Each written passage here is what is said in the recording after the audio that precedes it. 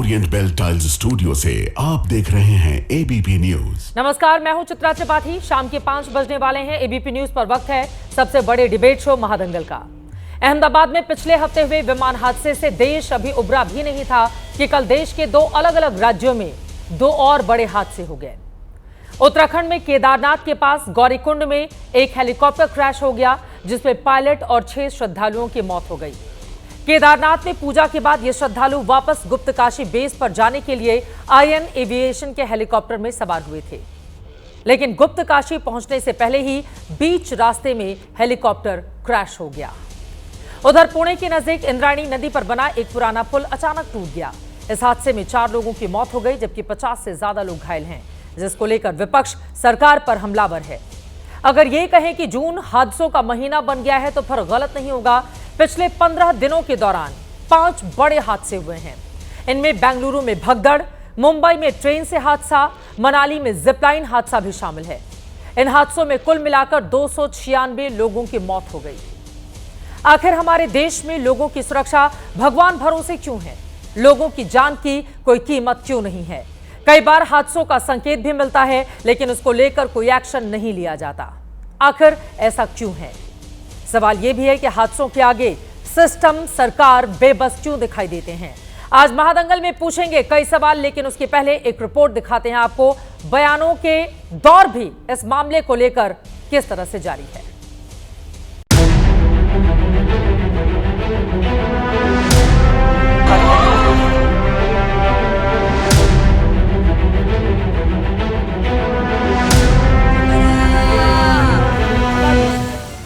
DGCA के rule हैं, मानक हैं, उनके मानकों के साथ किसी भी प्रकार का कोई भी ढिलाई न बरती जाए। उच्च हिमालयी क्षेत्रों में चलने वाले पायलटों को उसका अनुभव हो, ये एविएशन कंपनियां भी सुनिश्चित करें।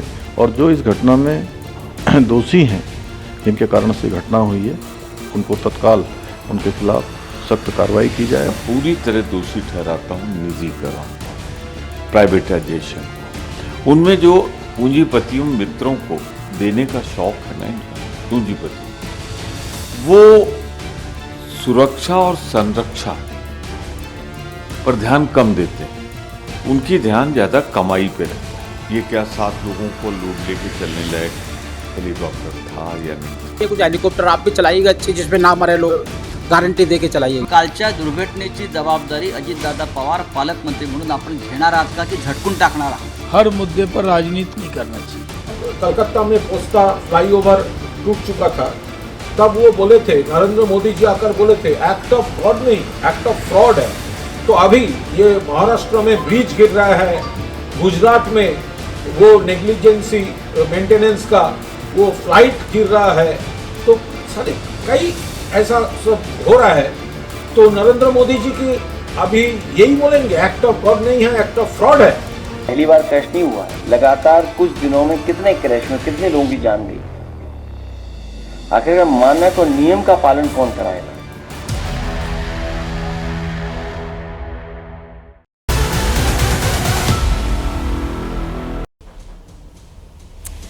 तो देख लिया आपने, एक के बाद एक किस तरह से हादसे हो रहे हैं, लेकिन पुलिस प्रशासन की नींद आखिर क्यों नहीं खुल रही? सरकार की ओर से पूरे बंदोबस्त क्यों नहीं किए जा रहे हैं? लोगों को भी चेतावनी क्यों नहीं दी जा रही है कि जहां जहां, क्योंकि कल हमने पुणे में जो हादसा देखा था, उसमें एक तरफ प्रशासन, सरकार की लापरवाही थी, तो वहीं दूसरी तरफ आम लोग भी, जब पुल इतना पुराना और जर्जर था, तो इकट्ठा बड़ी तादाद में लोग उस पुल पर क्यों सवार हो गए? ऐसे लोगों को पहले ही क्यों नहीं रोका जाता है?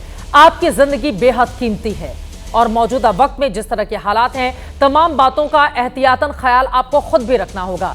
कई मुद्दे हैं जिसको लेकर करने वाले हैं चर्चा। खास मेहमानों की मौजूदगी है, उनका तारुफ परिचय आपसे करवा देती हूं। अतुल लोंढे पाटिल जी, अब राष्ट्रीय प्रवक्ता हैं, कांग्रेस पार्टी के हमारे साथ जुड़ चुके हैं।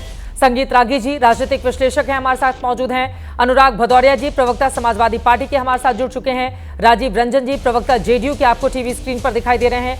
आनंद दुबे जी, प्रवक्ता शिवसेना उद्धव गुट से हमारे साथ मौजूद हैं। कृष्णा हेगड़े जी, प्रवक्ता शिवसेना शिंदे गुट से हमारे साथ जुड़ चुके हैं। सभी का बहुत बहुत स्वागत है। अतुल लोंढे पाटिल जी, सबसे पहले आपसे ही शुरुआत करते हुए, जिस तरह के हादसे यकीनन बीते 15 दिनों में सामने आए हैं, वो बेहद दुर्भाग्यपूर्ण है और कई जगहों पर सरकार, प्रशासन, सिस्टम की लापरवाही का ये सीधे सीधे नतीजा है। लेकिन इसको रोकने के लिए किस तरह के उपाय किए जाएं, आपकी क्या सलाह होगी? और दूसरी तरफ इस संवेदनशील और गंभीर मुद्दे पर भी क्या राजनीति होनी चाहिए? क्या जब इतना गंभीर मामला हो तो सत्ता पक्ष और विपक्ष सभी पार्टियों को एकजुट होकर हादसों से निपटने या उस पर लगाम लगाने पर बातचीत नहीं होनी चाहिए, अपनी राजनीति को पीछे छोड़ते हुए? पाटिल साहब, देखिए, सवाल पूछना राजनीति नहीं होता चित्रा जी, और गलतियों पर उंगली रखना भी राजनीति नहीं होती। विपक्ष का काम है लोकतंत्र में, और विपक्ष का काम विपक्ष कर रहा है। अभी मुझे एक बात बताइए, ये एक्ट ऑफ फ्रॉड नहीं है तो क्या है? मैं तो एक्ट ऑफ गॉड नहीं कहूंगा, वो तो राजनीति थी। बंगाल में जाकर जिस तरह देश के प्रधानमंत्री जी ने कहा था वो राजनीति थी। लेकिन अभी मैं बताता हूँ एक्ट ऑफ फ्रॉड क्या है। 18 जुलाई से लेकर 4 जून तक 17 दिन में 12 पुलिया ढहे हैं। 12 पुलिया अकेले बिहार में। एक पुलिया तो ऐसा है जिसको दोनों तरफ से रास्ते नहीं, पुलिया बांध कर हो गया लेकिन दोनों तरफ से रास्ते ही नहीं, उसको अकेला पुलिया खड़ा है। ये आपके चैनल ने बहुत बार इस चीज़ को दिखाया था। जून 2023 तक 10 पुलिया जो है बिहार में गिर गए थे। एक तो इतना ऐसा उदाहरण है ओरेवा का, जो सस्पेंशन ब्रिज मोरबी का गिरा था। वो सस्पेंशन ब्रिज ऐसे कंपनी को दिया था जो होम अप्लायंसेस बनाते हैं। हाँ। जिसी तरह वो अंबानी जी को दिया था, अपने छोटे अंबानी जी, अनिल अंबानी जी, उन्होंने कागज का प्लेन नहीं बनाया था, उनको फाइटर प्लेन का कॉन्ट्रैक्ट मिला था। तो वो 145 लोग जो है वहां मर गए थे।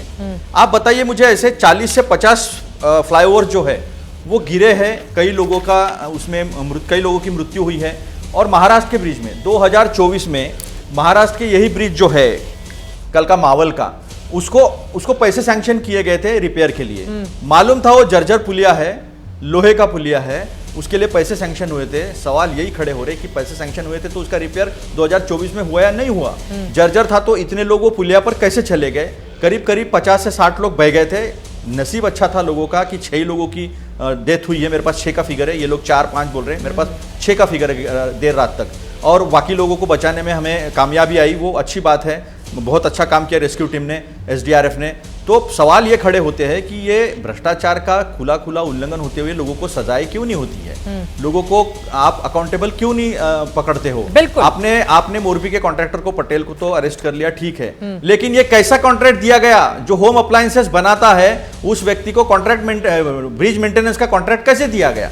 ये सबसे बड़ा सवाल है। और हमारी मांग ये है चित्रा जी, आपके माध्यम से, आपका प्रोग्राम बहुत पॉपुलर है, आपके माध्यम से सरकार से ये मांग हमारी है कि कितने लोग आसपास के नेशनल हाईवे में मंत्रियों के और बड़े-बड़े कॉन्ट्रैक्टर, बड़े-बड़े अधिकारियों के कितने आसपास के लोग और कितने रिलेटिव्स डायरेक्टली या इनडायरेक्टली ये ब्रिज बनाने के कॉन्ट्रैक्ट में है, उसकी भी जांच होनी चाहिए। यकीनन जांच होनी चाहिए, लेकिन वो आंकड़ा निकालकर सामने आइए, आपके पास कुछ हो कि किसके कौन से मंत्री या नेता के रिश्तेदारों को इस तरह के पुल दिए गए हैं, वो बातें देश के सामने आनी चाहिए। और अगर कॉन्ट्रैक्ट देने भर से नहीं है, वो बहुत सारी पार्टियों के भीतर भी हमने देखा है, लेकिन अगर आपको पैसे सैंक्शन किए गए थे, उसके बावजूद पैसे खर्च नहीं करके वो पैसे अपने जेब में डाल लिए गए और लोगों की जिंदगी के साथ खिलवाड़ किया गया, तो ये पूरी तरह से गलत है और ऐसे लोगों के खिलाफ कड़ी कार्रवाई की जानी चाहिए। कृष्णा हेगड़े जी, चूंकि आप सरकार में हैं, डिप्टी सीएम हैं, आप एकनाथ शिंदे जी, मेरा सीधा सवाल यही है, वो पुणे हादसे को लेकर सवाल खड़े कर रहे हैं, पैसे सैंक्शन हो चुके थे, वहां पर 100 से ज्यादा लोगों की मौजूदगी थी। ये सच बात है कि भगवान भरोसे भगवान ने रक्षा की लोगों की, तब जाकर ज्यादा लोगों की जान बच पाई, वरना हालात जिस तरह के थे, वहां पर पानी का बहाव इतना तेज था, लोग उसमें बहते हुए चले जाते, कैसे बचाते उनको? कृष्णा हेगड़े जी, जो जिम्मेदार कॉन्ट्रैक्टर है उसके खिलाफ क्या कार्रवाई की गई है अब तक? चित्रा जी, ऐसा है कि एक भी नागरिक की अगर जान चली जाती है, ये बहुत दुखद है और इस पर पॉलिटिक्स बिल्कुल नहीं होना चाहिए। लेकिन अतुल लोंढे पाटिल जी ने, मेरे मित्र ने, ये ब्रिज के बारे में जिक्र की तो मैं उसका खुलासा करना चाहता हूँ। उन्होंने कहा एक्ट ऑफ फ्रॉड, हो सकता है एक्ट ऑफ फ्रॉड है, ये ब्रिज इनके ही कार्यकाल में बनी है, 1992 में बनी है। दूसरी बात है कि मैं ये जो हादसा है या मौत है, इसे डिफ्लेक्ट नहीं करना चाहता हूँ। जो सरकार की जवाबदारी है सरकार लेती है, जो प्रशासन है, स्थानिक प्रशासन, उसको भी अपनी जवाबदारी लेना चाहिए। और मैंने विधायक बन के खुद हर जो फ्लाईओवर और ब्रिज है महाराष्ट्र में और मुंबई में, यहाँ पर स्ट्रक्चरल ऑडिट की बात की थी। इसके ऊपर एक रिस्पॉन्सिबिलिटी होनी चाहिए और मैं आशा करूँगा कि आज के सम्माननीय मुख्यमंत्री देवेंद्र फडणवीस जी सभी जो फ्लाईओवर और ब्रिज है उसके ऊपर स्ट्रक्चरल ऑडिट करे और उसका निर्देश दे, क्योंकि ये हो नहीं सकता। अभी अगर वहाँ पर 150-200 आदमी एक छोटे से पुल पर एक साथ इकट्ठा हुए हैं और वो पुल जो है वो लोगों का लोड नहीं ले पाया है, लेकिन फिर भी जवाबदारी अगर हमारी है तो हम उसे स्वीकार करते हैं। और सिर्फ मैं जवाबदारी मुआवजा के बारे में स्वीकार कर नहीं बात लेने कर से रहा नहीं हूं। हो जाएगा ना। माना कि कांग्रेस के शासन में 1992 में बना था पुल, लेकिन उनके शासन में नहीं गिरा है, आपके शासन में गिरा है।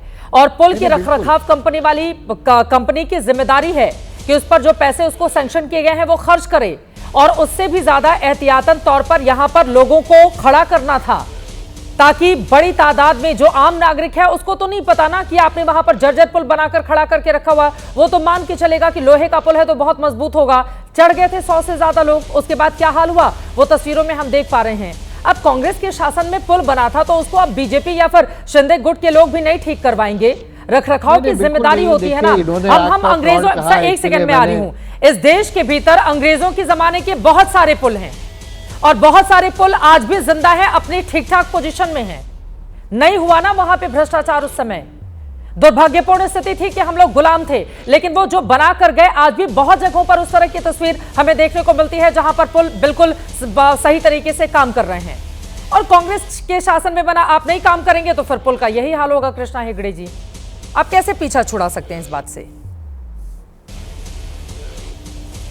हम हमारी जो रिस्पॉन्सिबिलिटी है स्वीकार करते हैं, जो स्थानीय प्रशासन है उसको भी अपनी रिस्पॉन्सिबिलिटी स्वीकार करनी चाहिए, और जो भी पुल है महाराष्ट्र में, ब्रिजेस है, सबके ऊपर स्ट्रक्चरल ऑडिट होनी चाहिए। ये मेरी मांग आपके प्रोग्राम में भी है। तो हम हमारे रिस्पॉन्सिबिलिटी से कतराते नहीं है। जहाँ पर हमारे से गलती हुई हम मानने को तैयार है कि गलती हुई है, और सम्माननीय मुख्यमंत्री जी ने जो परिवार जो वहाँ पर उनका मृत्यु हुआ, वहाँ पर सरकार ने कॉम्पनसेशन भी प्रोवाइड किया है। लेकिन कॉम्पनसेशन की बात नहीं है, क्योंकि कॉम्पनसेशन और जान की तुलना नहीं हो सकती। लेकिन मैं आपको यहाँ पर एश्योर करता हूँ कि जो भी हमारी सरकार यहाँ पर जो स्ट्रक्चरल ऑडिट कर हर पुल का जो हमको अगर रिपेयर करना है, स्थानीय डिस्ट्रिक्ट कलेक्ट्रेट का ये जवाबदारी है, स्थानीय प्रशासन का ये जवाबदारी है, और इस पे हम काम करेंगे। ठीक है अतुल जी, वो कह रहे हैं कि जो भी जिम्मेदार व्यक्ति होगा उसको छोड़ा नहीं जाएगा। आप इस पर जवाब दे दीजिए, फिर बाकी लोगों के पास में जाऊंगी। आप कुछ दिखा रहे थे मोबाइल में। देखो कोंकण में एक ब्रिज गिरा था, तब भी इनके मंत्री ने कहा था कि केचुए या बिच्छू उनके वजह से वो ब्रिज गिरा। ऐसे तरफ का एक अलग ही जो है वो रीजन बताया था। उनके ऊपर क्या कार्रवाई हुई आज तक किसी को पता नहीं है। अब मैंने कॉमन कॉजेस भी निकाले, इसका कारण मीमांसा हुई है। इतने बड़े ब्रिज जो है उड़ीसा, मिजोरम, कलकत्ता, बिहार में तो सबसे ज़्यादा, पूरे देश में 50 ब्रिज गिरे हैं पिछले एक साल में। उसका कॉमन रीजन क्या बताया गया है? Poor construction quality, inferior materials, overloading and lack of maintenance और ओवरसाइट। ये कारण जो है, ये कारण सामने आए हैं।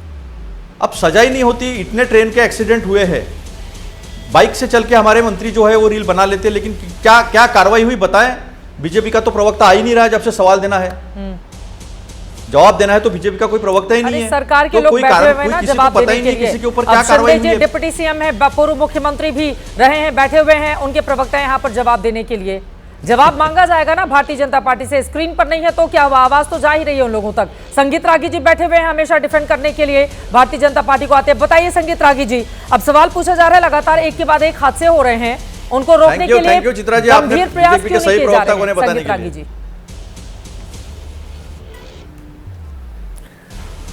देखिए चित्रा जी, इसमें कोई दो राय नहीं है कि सरकार की लापरवाहियों के कारण ये सब होता है। और ये कोई ऐसा नहीं है कि भारतीय जनता पार्टी के राज के समय हो रहा था और कांग्रेस और जो उद्धव ठाकरे की सरकार थी उसमें दूध की धुली हुई थी। आपको ज्ञात होगा कि जो कांग्रेस पार्टी और शिवसेना बहुत वर्षों तक बीएमसी पर राज किया है, और बीएमसी एक घोटालेबाजों की बहुत बड़ी एक, जिसे कहा जाता है, एक गिरोह के तौर पर खड़ा हुआ है। नहीं, गलत इंफॉर्मेशन है संगीत रागी जी। तो कभी हम और शिवसेना कभी नहीं थे, अक्सर जाते हैं। नहीं, वो कह रहे हैं अलग अलग समय पे आप लोगों का कब्जा रहा है बीएमसी। मुझे अलग अलग समय पर बोल रहे हैं वो। अलग अलग समय पे नहीं, गलत इंफॉर्मेशन। बिल्कुल बीएमसी पर कभी आपका कब्जा ही नहीं रहा है अतुल पाटिल जी। एक बार में जवाब, कभी कब्जा ही नहीं रहा है कांग्रेस पार्टी का, आप ये कहना चाह रहे हैं? रहा है 1985 तक हमारा था, उसके बाद बीजेपी और शिवसेना, उसके बाद बीजेपी, सुनिए ना, बीजेपी और शिवसेना का 1985 के बाद लगातार कब्जा जो है मुंबई और ठाणे दोनों महानगर पालिकाओं पे रहा है। और सुनिए ना, और वहां पर MMRDA नया एक प्राधिकरण बनाकर हमने डेवलपमेंट का काम किया है। ये जो ईस्टर्न एक्सप्रेस हाईवे, फ्रीवे है, ठीक है, वेस्टर्न एक्सप्रेस मैं आ रही हाईवे हूँ, है, उनकी बात मेट्रो पूरी हो है, जाए। हाँ, ये मतलब सारा उनका काम यही जो है कहना था कि MMRDA अलग अलग करना समय में पड़ा आप है। लोगों का कब्जा रहा है। संगीत रागी जी अपनी बात को आगे बढ़ाइए। मैं अपनी थोड़ी बात कर लूँ, इसके बाद लॉन्डे जी जरूर बोलें। नहीं, मैं इतिहास नहीं जा रहा हूँ, मैं एक सिस्टेमिक प्रॉब्लम के बारे में इंडिकेट कर रहा हूँ। मैं ये नहीं कह रहा हूँ कि देखिए, जब बिहार के अंदर पुल गिर रहा था तब भी हम उस समय कहते थे ये जो कॉन्ट्रैक्टर इंजीनियर नेताओं का जो माफिया गिरोह है वो पूरे देश में काम करता है और कोई भी सरकार इससे अछूती नहीं रही है, चाहे वो भारतीय जनता पार्टी की सरकार हो, चाहे वो कांग्रेस पार्टी की सरकार हो, चाहे वो शिवसेना की सरकार हो। ये नई बात नहीं है। हमने देखा है रेलवे पुल को गिरते हुए, हमने देखा है बड़ी बड़ी नदियों पर के पुल बन रहे हैं और बीच में ही कोलैप्स कर गए हैं। हमने देखा है बड़े बड़े इंफ्रास्ट्रक्चर जो है वो कोलैप्स होते हुए और कांग्रेस के जमाने के कोलैप्स होते हुए। कहा जाता है कि इंजीनियर्स जो हैं और कॉन्ट्रैक्टर जो हैं वो अपना 25% भी स्पेंड कर देते थे तो बहुत बड़ी बात होती थी। ये कोई अज्ञात चीज नहीं है, साइंस नहीं है और आखिरी समय नहीं है, ये भी मैं नहीं कह रहा हूं। मैं इसमें सारी जिम्मेदार है। हाँ, जहां तक पार्टी का और शिवसेना की सरकार जो अभी जो एनसीपी की सरकार है उसकी ये जिम्मेदारी बनती थी कि ऐसे पुलों का ये कम से कम वो ऑडिट कराते। अभी जो ऑडिट करा रहे हैं पहले कराना चाहिए था। ऐसे बहुत सारे जर्जर पुल हैं और जैसा कि चित्रा जी ने बहुत पहले कहा कि भाई ऐसा क्या होता है, आज से 200 साल पहले हमारे गांव के नहर पर जो पुल बना था वो आज भी सुरक्षित है, आज भी ठीक है।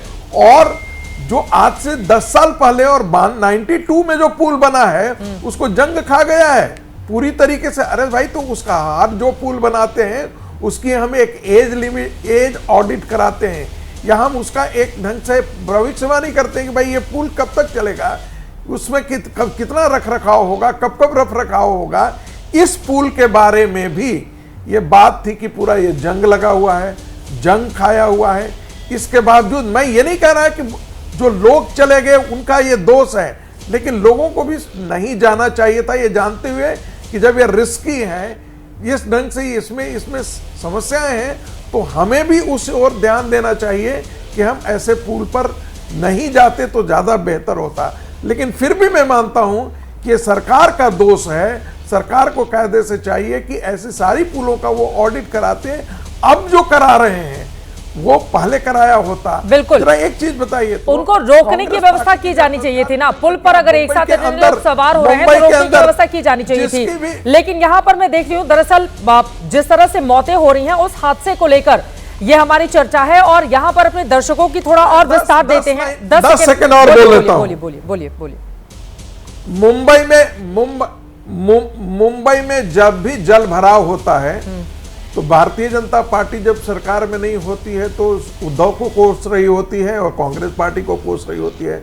जब भारतीय जनता पार्टी सरकार में होती है तो ये लोग भारतीय जनता पार्टी को कोस रहे होते हैं। अरे भाई, सवाल सिस्टेमिक प्रॉब्लम है। मैं सिस्टेमिक प्रॉब्लम की ओर इशारा कर रहा हूं। इसलिए यदि कांग्रेस पार्टी आरोप लगाती है तो उसमें कोई दम नहीं है, क्योंकि आप उस अपराध के बराबर के साझीदार हैं। ठीक है, चलिए कांग्रेस से मैं जवाब लूंगी। अनुराग भदौरे जी, राजीव रंजन जी, मैं फौरन आपके पास आ रही हूं। उसके पहले आनंद दुबे जी से एक टिप्पणी ले लेती हूं। और यहां पर हादसों को लेकर लगातार चर्चा की जा रही है। यह बात भी तो पलट कर पूछा जाएगा ना कि जो अंग्रेजों के जमाने के पुल पुलियां हैं वो कई जगहों पर उसी तरह से हैं। और जैसा कि संगीत रागी जी ने कहा कि 1992 में कांग्रेस शासन में बना पुल था, वो देखिए 30-32 सालों के बाद उसका क्या हाल हो गया। तो पलट कर सवाल सभी से पूछे जाएंगे ना, किस तरह का कंस्ट्रक्शन या ऐसा निर्माण क्यों किया जाता है जिसकी उम्र, जिसकी आयु बस थोड़े समय की होती है। जिम्मेदार तो दोनों ही पक्ष हुए, सरकार की पूरी जिम्मेदारी है, यह बात बिल्कुल सच है। लेकिन जिसके जमाने में बना उससे भी तो पलटकर सवाल पूछा जाएगा ना। आनंद दुबे जी। चित्रा जी नमस्ते। वैसे तो बीजेपी में 36 प्रवक्ता हैं, लेकिन जब इतने बड़े डिबेट में जवाब देना होता है तो बी टीम। चित्रा जी बोलूं मैं? बोलिए प्लीज बोलिए। वैसे तो 36 प्रवक्ताओं की भारी भरकम टीम है। जब आपके इतने बड़े डिबेट पे जवाब देना है तो बी टीम को भेज देते हैं लोग, तब इनके प्रवक्ता नहीं दिखते। खैर, मैं उसमें नहीं जाना चाहूंगा, उनका बीजेपी का अंदरूनी मामला है। एक्ट ऑफ गॉड की बात हो रही थी। एक्ट ऑफ गॉड है, कहीं भूकंप आ जाए, कहीं सुनामी आ जाए, कहीं आसमानी बिजली गिर जाए, ये सब एक्ट ऑफ गॉड है ना। लेकिन कोई ब्रिज जो कि ये बंद किया हुआ कहना चाहिए था, वहां आदमी खड़े करने चाहिए थे, उसके लिए टेंडर निकला था 1 साल पहले 8 करोड़ का, वो बना नहीं और उस पे लोग गए और अगर गिर के मर गए तो एक्ट ऑफ गॉड नहीं है, उनको मार डाला गया है आपने। ये सीधा भ्रष्टाचार और लापरवाह का मामला है। ये बच के आप बच नहीं सकते कि 1991 में बना था तो 20-25 साल ही क्यों चला। हो सकता है कि वो 1991 में बना था, हो सकता है कि गांव के लिए छोटा सा उस समय कम लागत में बना था। तो क्या आज आपकी आंखें नहीं दिख रही हैं? आप महाकुंभ में जाते हैं, भगदड़ करवा देते हैं। आप बेंगलुरु में मैच देखने के खिलाड़ी जाते हैं, भगदड़ करवा देते हैं। कहीं पर हेलीकॉप्टर गिर जा रहा है, लोग पानी में सुरक्षित नहीं है, आसमान में सुरक्षित नहीं है, रेल मार्ग पे सुरक्षित नहीं है, सड़क मार्ग पे सुरक्षित नहीं है। तो आप ये कह दीजिए कि अब आप लोग सब भगवान के भरोसे रहिए, हम एक सरकार होने के नाते कुछ काम नहीं करेंगे, बात खत्म हो जाएगी, हम आपसे उम्मीद भी नहीं करेंगे। बेंगलुरु में तो आप ही के सहयोगी की सरकार है, पार्टी वहां पर, सिद्धरामैया मुख्यमंत्री हैं, DK Shivakumar deputy CM. छोड़िए ना, नहीं छोड़ नहीं सकते ना सर। अब सवाल पूछे जाएंगे तो, और केदारनाथ को लेकर अगर बीजेपी से सवाल पूछा जाएगा, इधर महाराष्ट्र को लेकर बीजेपी एनडीए से, हाँ तो बेंगलुरु छोड़ दिया जाए। मैं सवाल पूछ रही हूं, आपने कहा कि बेंगलुरु में भी हादसे करवा देते हैं, कौन करवाता है हादसा? अरे तो सुनिए, तो यहां सरकारों की बात नहीं कर रहा हूं। देश में 70 साल कांग्रेस की सरकार थी ना, उसके बाद अब 11 साल से आपकी सरकार है, तो हम आपकी सरकार से सवाल पूछेंगे ना। आपने भी हमसे बहुत सरकार बेंगलुरु में हुए भगदड़ पर आप बीजेपी से कैसे सवाल पूछेंगे? आपने चूंकि देखिए खुद ही बेंगलुरु का आपने जिक्र किया, इस वजह से मुझे पलट कर ये सवाल आपसे पूछना पड़ रहा है। चित्रा जी पहले तो आप बोलने दीजिए। मैं क्या कह रहा हूं, कांग्रेस की बात नहीं है, बीजेपी की बात नहीं है। अगर हमारे लोग मरेंगे तो उस सरकारों से सवाल पूछा जाएगा, चाहे कांग्रेस की हो और चाहे बीजेपी की हो। कांग्रेस को कैसे छोड़ देंगे? अगर कांग्रेस के राज में लोग मरेंगे तो हम नेताओं के कांग्रेस से सवाल नहीं पूछेंगे? अगर ये आपकी सोच है तो ये गलत सोच है। हम सबसे सवाल पूछेंगे, हमारी सरकार होगी, आप हमसे सवाल पूछिए। सवाल पूछना हमारे देश की जनता का अधिकार है, बच के आप भाग नहीं सकते। 270 लोग अगर किसी विमान हादसे में मर जा रहे हैं, वो बेचारे अपने कहीं जा रहे थे, तो हम सवाल पूछेंगे। अगर रेलवे में बार बार दुर्घटना हो रही है, लोग मर जा रहे हैं, हम सवाल पूछेंगे। एक ब्रिज जो जर्जर हो गया था, जिसको रोक देना चाहिए था लोगों को जाने के लिए, अगर उस ब्रिज पर लोग फिर भी चढ़ गए तो आप असफल हुए हैं। भ्रष्टाचार है, लापरवाही है, उनको गिरफ्तार करके सजा देना है, ये हम पूछेंगे, जिंदगी भर पूछेंगे।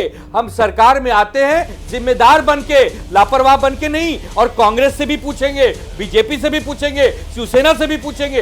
पूछना हमारा अधिकार है। हम तो सिर्फ इसलिए परेशान हैं, कौन सी इतना बड़ा देश है, अगर मोदी साहब आप नहीं संभाल पा रहे हैं, सरकार नहीं संभाल पा रहे हैं, तो आप छोड़ दीजिए। ठीक है, आप नहीं संभाल पा रहे हैं, आप केवल जुमलेबाजी कर सकते हैं, ठीक है, भाषणबाजी कर सकते हैं, हाँ। अच्छे मंचों पे जाके कार्यक्रम कर सकते हैं, आप करिए। अरे हमने प्रधानमंत्री चुना था, हमने जुमलेबाज नहीं चुना है, वो हमारे प्रधानमंत्री हैं, आदरणीय हैं। एक प्रधानमंत्री का जब पद है तो हम उनका सम्मान करेंगे, लेकिन जब वो बार बार गलती करेंगे, बार बार फेल हो जाएंगे, पूरा सिस्टम कोलैप्स कर जाएगा, तो हम तो सवाल पूछेंगे। संगीत रागी जी आप जवाब दीजिए, फिर अनुराग जी, और मैं फौरन आपके पास आ रही हूँ। हमारे साथ राजीव जी रंजन जी जुड़े हुए हैं।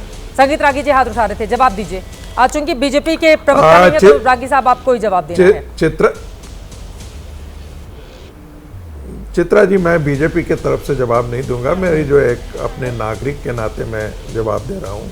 देखिए, अब यदि इनकी बात मान लिया जाए तो गांव के नदी के पुल के ढहने या गिर जाने या बनने न बनने का जिम्मेदार जो है नरेंद्र मोदी है। अब इनको ये समझ में नहीं आ रही है कि वो जो नदी है उसके रख रखाव, उसकी जिम्मेदारी जो है वो स्थानीय प्रशासन का है, वहां के राज्य सरकार का है। नरेंद्र मोदी का नहीं है जो नहीं संभाल पा रहे। डायरेक्ट ए टीम को बुलाया करिए ना। बी टीम बेचारा कितना बोलेगा, कितना लीपापोती करेगा बी टीम। ठीक है सर, सुनिए, रोज का आदेश संगीत रागी, कोई पहली बार तो बैठे नहीं है, कल भी बैठे थे, परसों भी बैठे थे, सर हो गया, उनकी जवाब नहीं दिया। वो भी कुछ महत्वपूर्ण बातें कह रहे हैं, उनकी बात सुन लीजिए। दो लोग और अपनी अपनी बारी के इंतजार में हैं। संगीत रागी जी। आपको तो मालूम होगा कि कुछ लिस्ट जो होता है वो केंद्र सरकार के होता है, कुछ जो होता है राज्य सरकार के होता है और कुछ समवर्ती सूची में होता है। तो आपकी जानकारी में तो अच्छी तरीके से होगा कि वो जो गांव पे जो नदी बह रही थी उस पर देखभाल की जिम्मेदारी किसकी थी, वो केंद्र सरकार की जिम्मेदारी थी। मुझे नहीं मालूम है, जरा एक बार पढ़ लीजिएगा। इतनी ही मैं जिक्र करना चाहता हूँ। दूसरी बात, मैं सीधे सीधे आप पर अब आरोप लगा रहा हूँ। जब आपने बी टीम कहा है तो मैं आपको नहीं, सुन लीजिए ना। चर्चा नहीं हो रही सर, इतने लोग मारे गए हैं, सुनिए तो सही ना। चित्रा जी, ईडी सीबीआई पे चर्चा नहीं हो रही है, अभी जिस महत्वपूर्ण विषय पर चर्चा रही है उसी पर सैकड़ों लोग बच के नहीं भाग सकते, अब संगीत बच रागी के नहीं जी भाग बात सकते। करें। लोगों की मौत सुन लीजिए, सुन लीजिए। अरे आनंद दुबे जी, सीबीआई पर हम चर्चा कर चुके हैं। आज इतने लोग मारे गए हैं सर, इतने लोग मारे गए हैं, इतने लोग मारे गए हैं। हादसे को रोकने पर चर्चा होनी चाहिए। हमारे लिए ईडी सीबीआई की प्लीज, संगीत रागी जी की बात पूरी हो जाए, अनुराग गोदारे जी के पास जाना है भाई, राजीव रंजन जी भी इंतजार कर रहे हैं प्लीज। आनंद दुबे जी प्लीज, अब देखिए डिबेट आपको खराब करना है तो फिर मैं आपको म्यूट करवा देती हूँ, मैं तो ऐसा नहीं होने दूंगी ना। ईडी सीबीआई पर चर्चा चल रही है, आप सोचिए आपके राज्य के कई लोग मारे गए हैं, आप किस मुद्दे पर आकर चर्चा कर रहे हैं? बोलने नहीं देंगे, आप एक तरफा बात करेंगी। आप तो जज की तरह काम करिए ना, दोनों की बात सुनिए ना। आप कैसे फैसला सुना? अरे आप जब बोल रहे थे वो शांति से सुन रहे थे, दर्शक फैसला कर रहे हैं, लाइव डिबेट चल रही है, कोई एडिट नहीं किया जा रहा है। संगीत रागी जी बोलेंगे, उसके बाद दो और लोग इंतजार कर रहे हैं। रागी साहब जल्दी से अपनी बात खत्म कीजिए। आनंद जी, बस आनंद जी, दो बातें अपनी अपनी बारी में बोलिए, हमने आपको डिस्टर्ब नहीं किया। बीएमसी के अंदर भ्रष्टाचारियों में सबसे बड़ा नाम जो होता है ना, वो एक्सटॉर्शनिस्ट पार्टी जो है वो शिवसेना उद्धव ठाकरे का जिक्र आता है। ये किसी भी मुंबई के किसी भी व्यक्ति से, ठेले वाले से लेकर के ऑटो वाले से पूछेगा आप पुलिस सबसे भ्रष्ट पार्टी कौन है, आपको बीएमसी में आप कैसे कह सकते हैं? आप कौन है? अरे मैं ऐसे सैकड़ों आपने अब बताता हूँ, उदाहरण दे रहा हूँ, जांच की है, उदाहरण दे रहा हूँ। उसी शिवसेना के साथ उदाहरण जिंदगी दे रहा भर हूँ। बीजेपी रही, उदाहरण उसी दे रहा हूँ, शिवसेना के साथ जिंदगी भर बीजेपी रही। आप मत देखिए, आप नहीं, आप ऐसे उदाहरण मत दीजिए, आप ऐसे उदाहरण मत दीजिए। दुष्कर्मों का पाप उस पर भी पड़ा था, ऐसे उदाहरण मत दीजिए। इतना बड़ा उदाहरण दे रहा हूँ, पूरा देश देख रहा है। अरे भाई, मैं अपने सपोर्ट में उदाहरण दे रहा हूँ, गलत उदाहरण मत दीजिए, उदाहरण दे रहा हूँ। चलिए ठीक है, बाद में उदाहरण ले लेंगे। अनुराग भदौरिया और राजीव रंजन को मैं डिबेट में लेकर आना चाहती हूँ कि 70,000 करोड़ के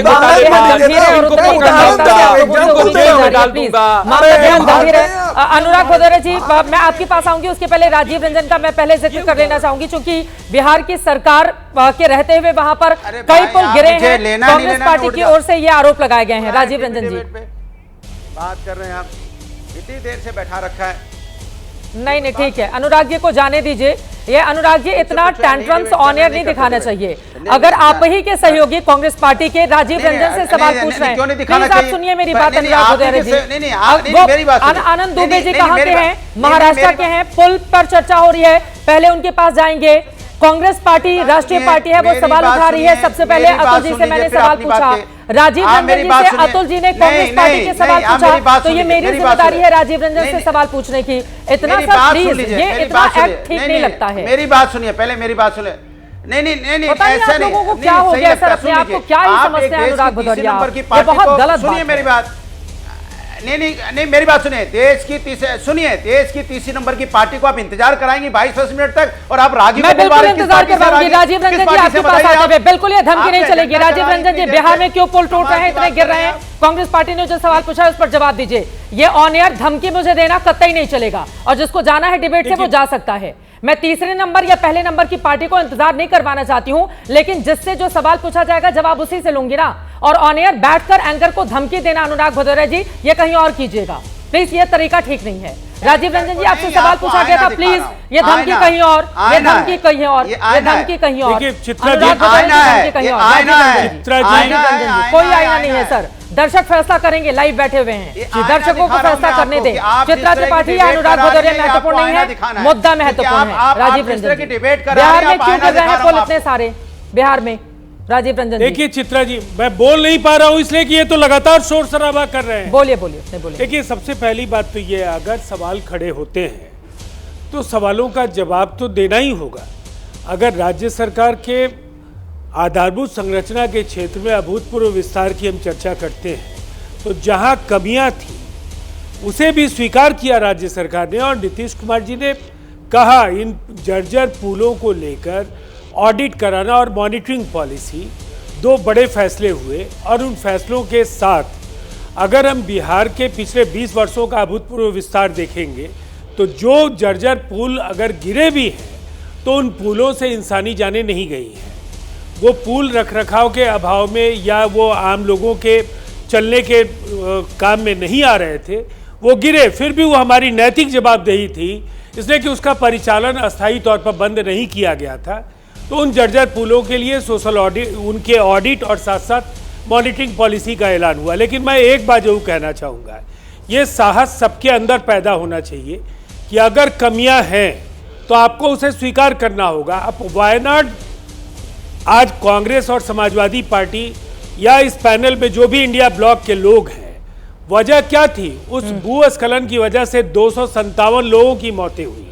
और वायनाड में जिस तरह से लगातार वो जिस तरह से वहाँ पेड़ों की कटाई, निर्मम कटाई, और जिस तरह से वहां पर मानदंडों का पालन भवन निर्माण में नहीं हो रहा था, वो बड़े कारण थे। जवाबदेह कौन थी? या तो वहां कांग्रेस की सरकारें बनी या वहां वामपंथी सरकारें बनी। ये दोनों ही दल बिहार पे सवाल पूछा जा रहा है, आप भी वायनाड लेकर जा रहे हैं। साथ साथ ये सही बात है कि चलिए जाने नहीं बिहार का जवाब लेकिन आपको बिहार की जनता का करोड़ों रुपए तो पानी में स्वाहा हो जाता है ना, जब निर्माणाधीन पुल गिर जाते हैं वहां पर, तो पूछा नहीं जाएगा पलटकर कि जिस पुल का निर्माण हो रहा था वो कैसे पानी में बह गया? राजीव रंजन जी, देखिए, मैंने कब कहा कि वो जो कुछ हुआ बिल्कुल सही हुआ? मैंने कहा ये हमारी जवाबदेही है। अगर कमियां हैं तो उनको सुधारने के लिए ही मॉनिटरिंग पॉलिसी को लेकर के एक बड़ा फैसला हुआ। पुलों की ऑडिट को लेकर अगर निर्माण की गुणवत्ता में अगर कोई कमी है, अधिकारियों के खिलाफ कार्रवाई हुई। लेकिन जहां लाखों करोड़ रुपए के आधारभूत संरचना का कार्य पिछले 20 वर्षों में हुआ, उसमें अगर कुछ चीजें जहां कमियां भी थी तो उसको ढकने की कोशिश राज्य सरकार ने नहीं की है। वो पब्लिक डोमेन में है जो भी कार्रवाई हम लोगों ने की है।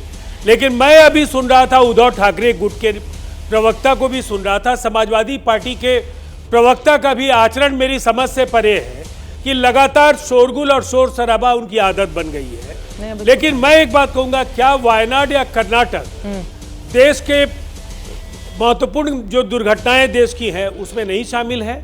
अगर इन दुर्घटनाओं के लिए ये जवाबदेह है तो हमें मानना ये होगा, जो सबसे महत्वपूर्ण बात है, कि जहां भी गलतियां होंगी हमारे मानदंड वही होंगे, उनको सुधारने के लिए क्या कार्रवाई होनी चाहिए। ये सियासत नहीं है, इंसानी जानों का सवाल है और राजस्व की क्षति का सवाल है। अनुराग भदौरिया, इसीलिए ये चाहे उत्तर प्रदेश या उत्तराखंड या बिहार, इन तमाम सवालों पर हमारा जो सोचने का तरीका होना चाहिए वो एक होना चाहिए। अनुराग भदौरिया जी चले जाएंगे। अनुराग भदौरिया जी पहले जवाब देंगे, बोलिए अनुराग जी।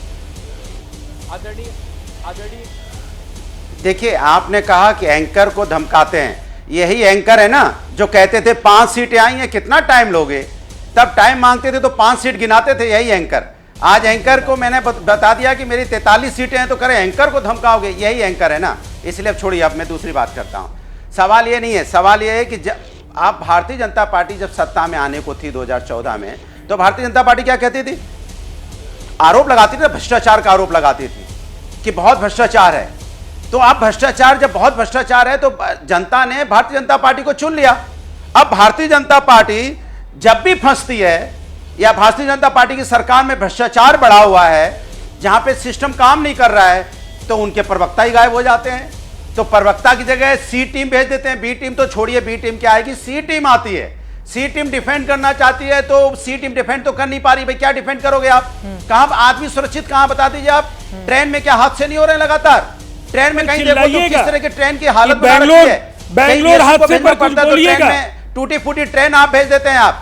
ये ट्रेन का हालत है ट्रेन की।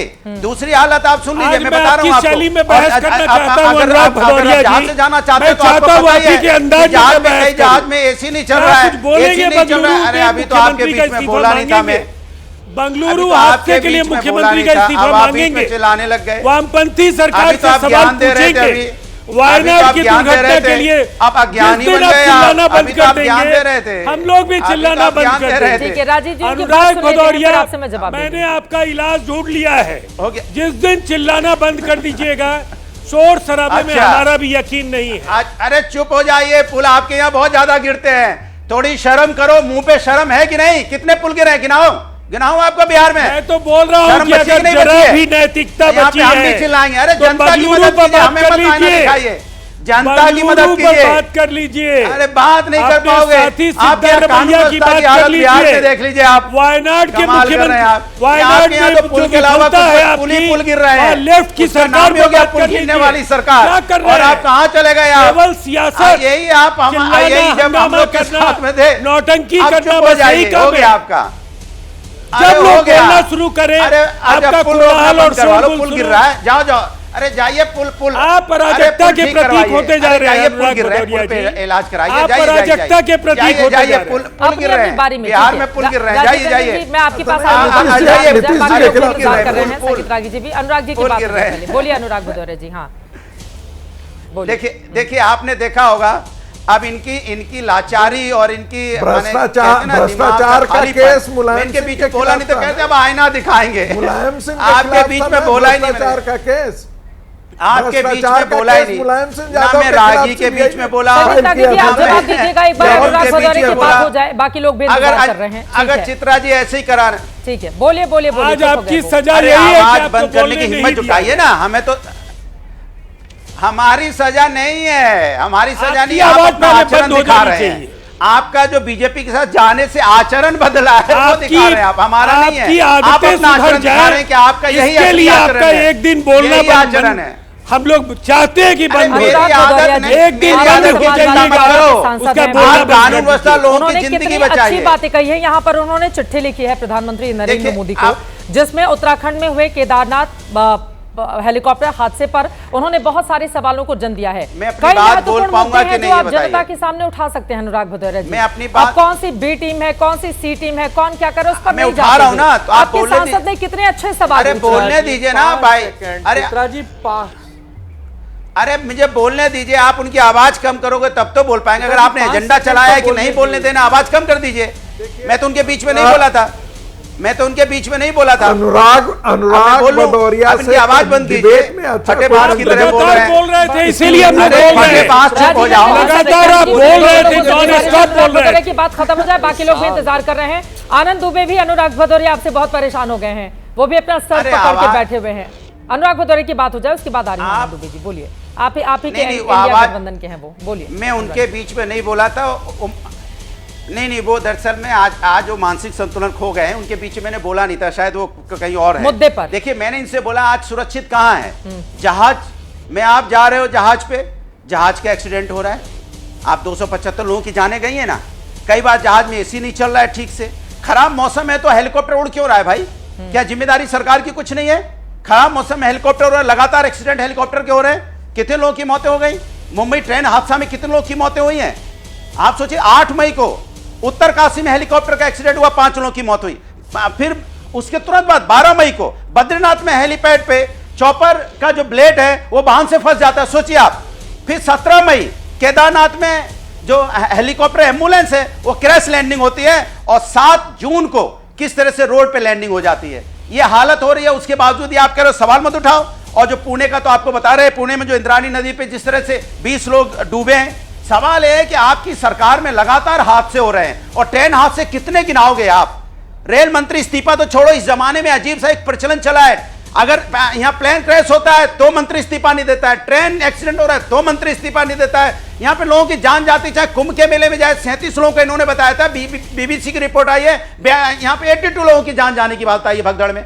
तो कहीं तो जिम्मेदारी सरकार लेगी? कोई जिम्मेदारी नहीं लेगी, हादसे होते रहेंगे, सरकार जिम्मेदारी से बचती रहेगी, कोई इस्तीफा नहीं, कहीं कुछ नहीं। अरे कुछ तो डर होना चाहिए ना कहीं भी।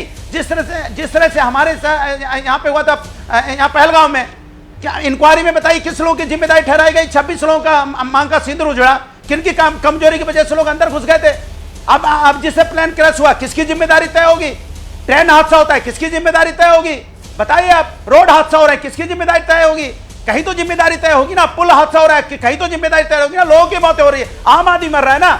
आपका क्या बिगड़ रहा है? आप तो जाके फोटोशॉप करा के चले आते हो, कोई रील बनाता है, कोई फोटोशॉप कराता है, लेकिन आम आदमी लगातार अपनी जिंदगी गंवा रहा है। और सरकार की नाकामी की वजह से। सरकार यही सरकार थी जिसने बोला था हम आएंगे भ्रष्टाचार खत्म होगा, देश एकदम स्मूथ चलेगा। क्या हो गया? आज आप कांग्रेस का नाम लेते हो, कांग्रेस के समय पुल बनाता तो इसके समय पुल बनाता, तो आप किस लिए झुंझुना बजाने के लिए? आपकी जिम्मेदारी नहीं है पुल को चेक करना है, वहां पे जो लोग चल रहे हैं उनको देखना है कि के पास आना है। संगीत रागी जी पहले आप जवाब दीजिए, उसके बाद मैं आ रही हूं आनंद दुबे जी आपके पास। ठीक है संगीत रागी जी।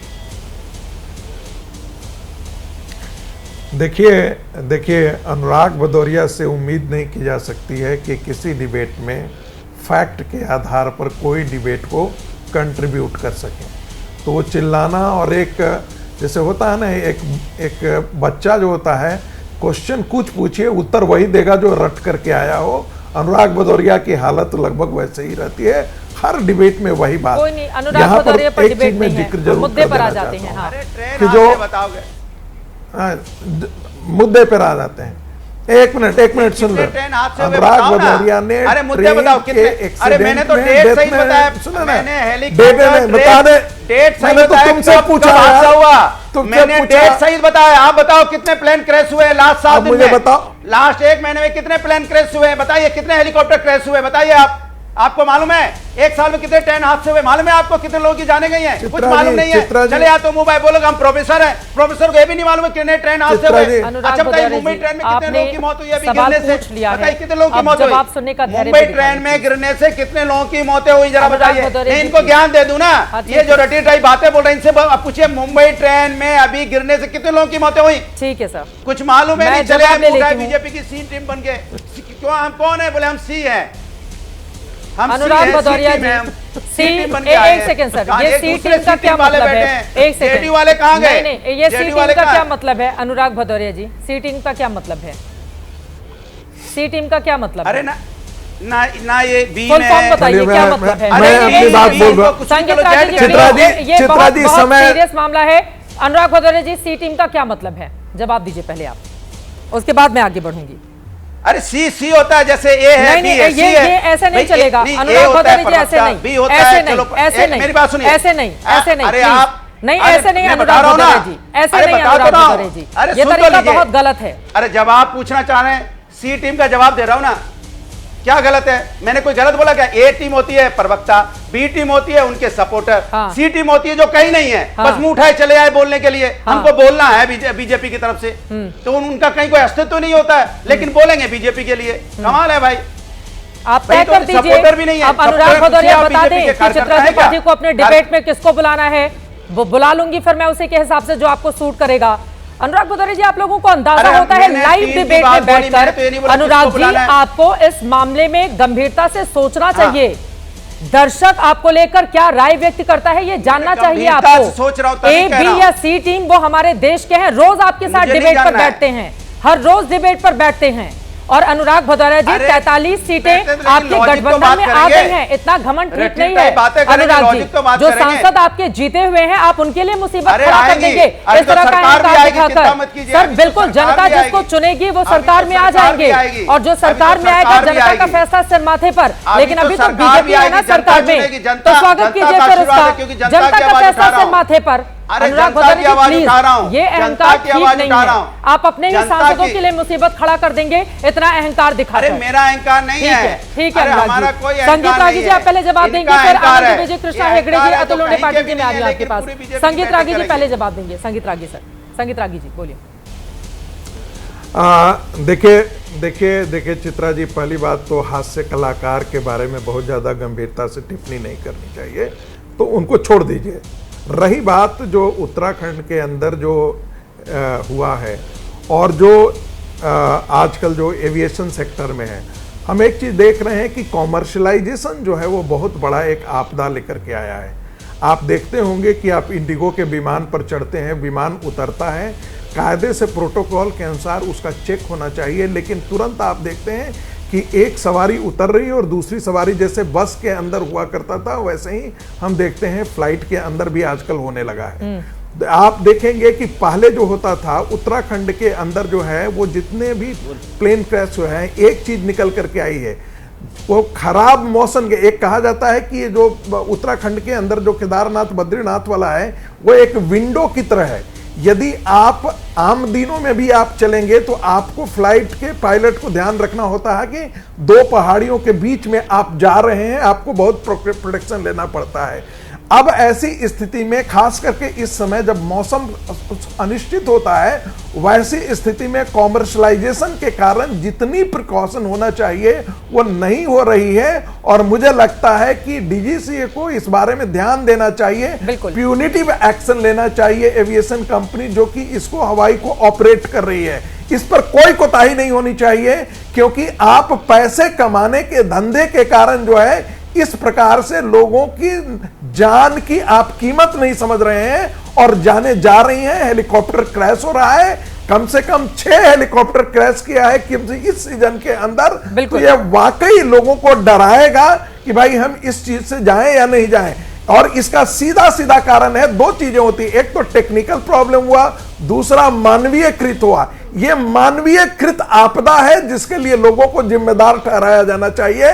लेकिन यदि इसी को तर्क को यदि आप ड्रीम एयरलाइनर के बारे में आप तर्क करेंगे तो आप मूर्खता का प्रदर्शन कर रहे हैं। वो एक बहुत कॉम्प्लिकेटेड और एक बहुत सोफिस्टिकेटेड विमान है। क्या गलतियां हुई हैं उसके बारे में ऐसे ही बेवकूफियों की तरह बोल देना, अरे रोज हवाई दुर्घटना हो रही है, रोज मर रहे हैं, एक आदमी समझेगा कि कौन ऐसा आदमी है जो आकर के इस प्रकार की कृष्णा हेगड़े जी, मैं फौरन आपके पास आ रही हूँ। अतुल जी बहुत देर से अपनी बातें रखना चाह रहे हैं, उसके पहले समाजवादी पार्टी के सांसद ने केदारनाथ हादसे पर जो सवाल खड़े किए हैं, जरा जल्दी से 2 सवाल मैं यहाँ पर पढ़ देती हूँ। वीरेंद्र सिंह है, उनकी ओर से लिखा गया है कि जब वजन लिया जाता है बैठने के लिए तो 75 किलोग्राम के बाद बढ़े हुए वजन 1000 प्रति किलो के हिसाब से अतिरिक्त पैसा लिया जाता है, जबकि तुला का जो इस्तेमाल किया जाता है वो 3 से 5 किलो ज्यादा वजन दिखाता है, यानी कि यहाँ पर भ्रष्टाचार के वो आरोप लगा रहे हैं।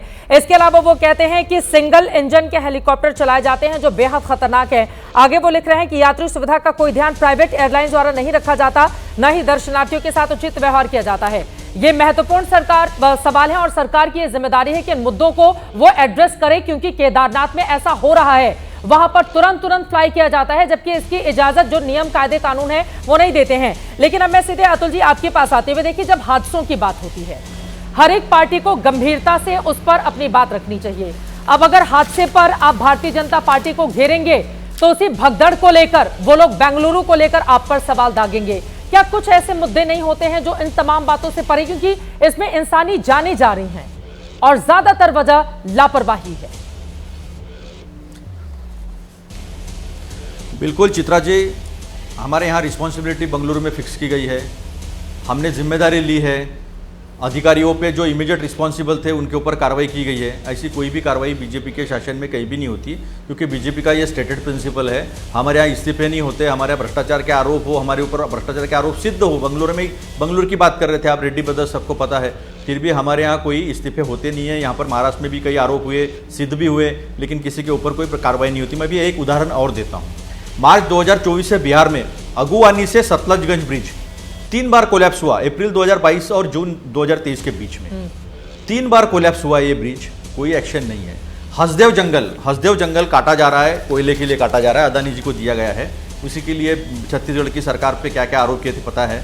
हसदेव जंगल देखना चित्रा जी, कभी जिंदगी में मौका मिले ना तो बस्तर से इंद्रावती रिवर जो है जो जाती है और वो उधर हसदेव जंगल जो है वहां पर अबुझमाड़ वगैरह वो सारा एरिया देखना, वो लंग्स है हमारे देश के। 4.5 लाख पेड़ तोड़ दिए बेरहमी से, 100 फीट का बुंदा है। सुनिए ना। और गढ़चिरौली में कोयला आयरन चाहिए, वो तो शक्तिपीठ का बनी रहा है जबरदस्ती।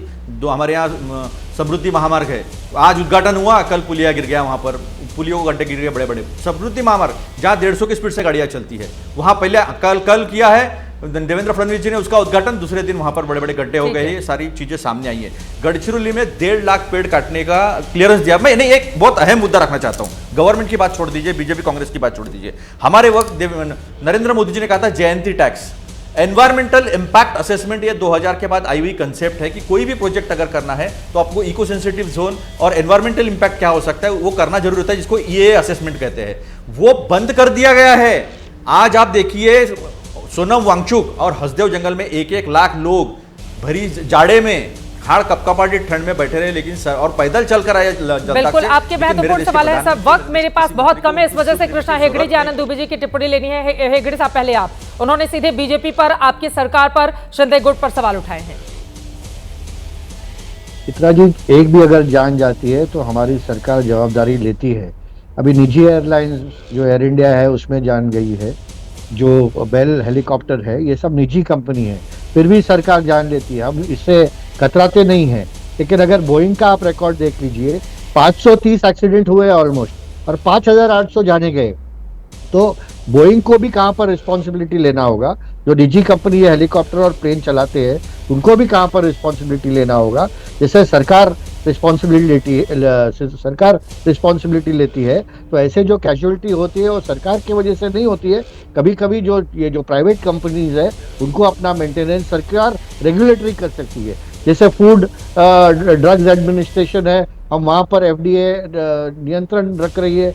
ऐसे बहुत सारे सरकार के रेगुलेटरी कंपनियों पर भी ऑडिट लगाम कर सकते लगानी हैं। पड़ेगी ना, अगर वो स्वच्छंद हो रहे हैं और वो नियमों के तहत बिल्कुल, काम जो नहीं कर रहे हैं, रेगुलेटरी तो उनको एजेंसीज भी है, कंट्रोल में DGCA रखना होगा।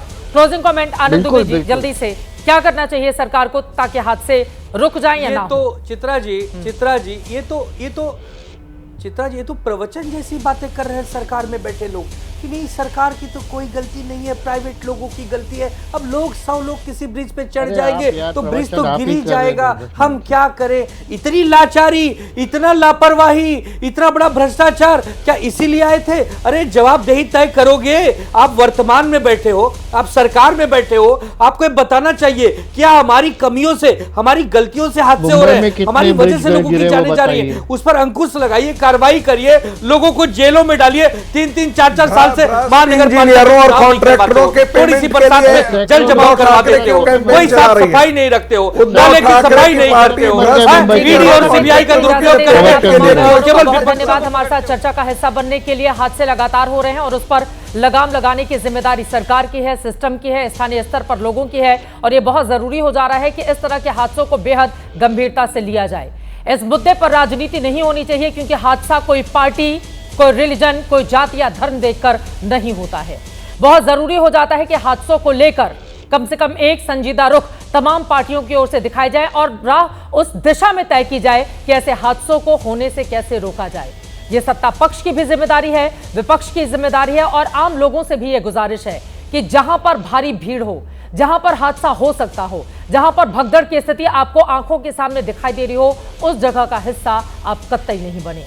अब ये तमाम हादसे, इन पर किस तरह से लगेगी लगाम, आगे सरकार क्या करेगी कार्रवाई, जिम्मेदार और जवाबदेह लोगों के खिलाफ किस तरह का एक्शन तय किया जाएगा, इस पर लगातार एबीपी न्यूज की नजर बनी रहेगी। अभी के लिए दीजिए इजाजत। देश और दुनिया की तमाम खबरों के लिए आप देखते रहिए एबीपी न्यूज।